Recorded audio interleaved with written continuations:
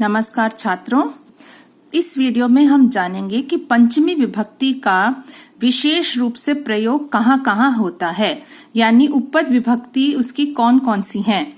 इससे पहली वीडियो में हमने जाना कि पंचमी विभक्ति का प्रयोग अपादान कारक के लिए होता है और आपको शुरू में जब उपपद विभक्तियां समझाई गई तो बताया था कि अगर आप ऐसा समझ लें कि हर कारक और विभक्ति आपस में बेस्ट फ्रेंड्स हैं, तो उनके अलावा भी कुछ ऐसे शब्द होते हैं जहां पर उन विभक्तियों का प्रयोग होता है। यानी हर विभक्ति का एक कारक हो गया उसका बेस्ट फ्रेंड और बहुत कुछ ऐसे शब्द होते हैं जो उसके अलग अलग दोस्त होते हैं। तो आइए देखते हैं पंचमी विभक्ति के अपादान कारक के अतिरिक्त और कौन कौन से दोस्त हैं, कहाँ-कहाँ इसका प्रयोग होता है। सबसे पहला शब्द भी धातु या भीतः यानी डरने के अर्थ में इसका प्रयोग होता है पंचमी का। कैसे? जब कोई किसी से डरता है तब जिससे डरा जाए या भयभीत हुआ जाए उसमें पंचमी विभक्ति का प्रयोग होता है। जैसे उदाहरण, पशवः सिंहात् भीताः सन्ति। पशु शेर से डरते हैं। यहाँ सिंहात् में पंचमी आई है, किस कारण? क्योंकि भीतः शब्द का प्रयोग हुआ है। पशु शेर से डर रहे हैं, तो शेर से डरने के कारण यहाँ शेर में आई है पंचमी विभक्ति। यहाँ अपादान कारक का कोई अर्थ नहीं है, ठीक है। लेकिन फिर भी अगर कुछ ऐसा लगता है ना, मैं आपको एक छोटा सा बताती हूँ इसमें एग्जाम्पल। आप ये सोचो कि शेर से डरकर पशु भाग जाते हैं, तब भी तो अलग ही हो गए ना, तो भाग गए ना, तो इसीलिए डरने के अर्थ में भी पंचमी का प्रयोग होता है। हम ऐसे समझ लेते हैं, ठीक है। इसी तरह से मृगः सिंहात् भीतः अस्ति या विभेति, ये भी शब्द प्रयोग होता है, भी धातु है ये। हिरण शेर से डरता है। हिरण शेर से डरता है तो वही जैसे पहले एग्जाम्पल में था, डर के भाग जाता है, अलग हो गया। हालांकि अपादान कारक का कोई अर्थ नहीं है, लेकिन वैसे ही समझने के लिए माइंड में रहेगा कि डरने के कारण यहाँ पर पंचमी विभक्ति का प्रयोग हुआ है। वैसे अपादान कारक यहाँ नहीं है। छात्राः अध्यापिकायाः भीताः सन्ति।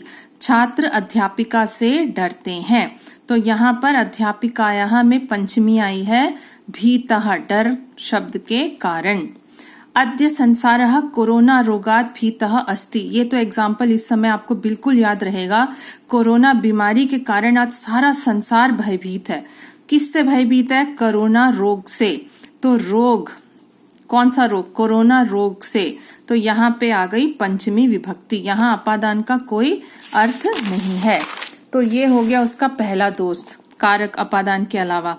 अब देखिए दूसरा शब्द है बहि, जिसका अर्थ है बाहर। इस अव्यय के साथ भी पंचमी विभक्ति आती है। जैसे छात्रा कक्षायाः बहि गच्छति। एक छात्रा कक्षा से बाहर जाती है, तो कक्षा से बाहर, यहाँ पर बहि शब्द अव्यय शब्द के प्रयोग के कारण, बहि अव्यय शब्द के प्रयोग के कारण कक्षा शब्द में आई है पंचमी विभक्ति। अपादान कारक का यहाँ पर कोई अर्थ नहीं है। कृषकः ग्रामात् बहिः गच्छति। किसान गांव से बाहर जाता है, तो गांव से बाहर बहि शब्द के कारण यहाँ पर पंचमी आई है। इसी तरह से विद्यालयात् बहिः वृक्षाः सन्ति। विद्यालय के बाहर वृक्ष हैं, तो विद्यालय के बाहर बहि के कारण यहाँ पर पंचमी का प्रयोग हुआ है। अब तीसरा देख लेते हैं, विना, जिसका अर्थ है बिना, इस अव्यय के साथ। जैसे सीता रामात् विना न गच्छति। सीता राम के बिना नहीं जाती, ठीक है। अब ये आपको याद होगा, विना अव्यय के साथ हमने द्वितीय का भी प्रयोग किया था, सीता रामम विना न गच्छति। तृतीय में भी आया था, सीता रामेन विना न गच्छति।